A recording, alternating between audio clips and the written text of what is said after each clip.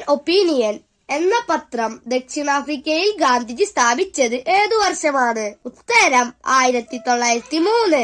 ജാലിയൻവാലാബാഗ് കൂട്ടക്കൊല നടന്ന വർഷം ഏത്? ഉത്തരം 1919 ഏപ്രിൽ 13. മണികർണിക എന്ന പേരിൽ അറിയപ്പെടുന്നത് ആരാണ്? ഉത്തരം റാണി ലക്ഷ്മിബായ്. ജനറൽ ഡയറിനെ വെടിവെച്ചു കൊന്ന ഇന്ത്യക്കാരൻ ആര്? ഉത്തരം ഉദ്ധം സിംഗ്.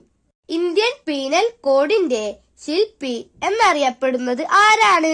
ഉത്തരം മെക്കാള പ്രഭു.